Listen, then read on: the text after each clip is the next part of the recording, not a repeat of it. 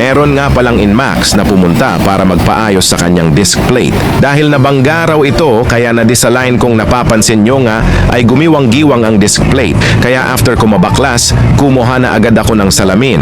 Pwede nyo ding gayahin ito guys, or tiles kahit ano. Basta yung flat na bagay selbing panglatag para makita kung saan na part ang diferensya gaya nito. Kung nakita nyo na ang part saan may disalignment ay pwede nyo ng pokpoken. Actually guys, napakamahal kung bibili ka ng bagong original na disc plate. Kaya sa pagmemekaniko ay patience lang ang kailangan, hindi yung mapikon ka dahil parang hindi mo kaya ang trabaho. Pero pinipilit mong gawa para makalabor ka lang, tapos pagsasalitaan mo ng hindi maganda ang motor. Ay heste ay men, ay diskarte lang talaga ang kailangan para hindi masayang ang tiwala na binigay at para na din makatipid ang may-ari. Kung napapansin nyo guys, ang kaibahan kanina at ngayon, kaya ulit-ulitin lang ang proseso hanggang ma-align. Dapat sa pagmemekaniko ay patience lang talaga ang kailangan.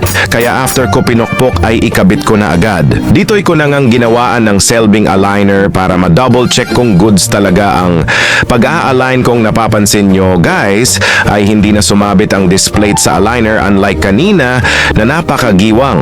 At salamat na rin daw dahil napanood ng may-ari ang aking mga video sa pagtutroubleshoot ng makina at pag-wiring ng motor.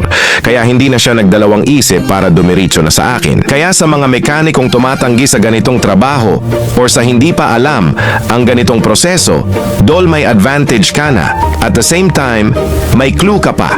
Sana nakatulong sa inyo ang tutorial ko at pasensya na din sa mga nag-comment na hindi ko pa na i-reply dahil sa dami ng nag-comment at napaka-busy ko pa. Pero huwag kayong mag-alala, ay baka ma-response ko din kayo. Salamat.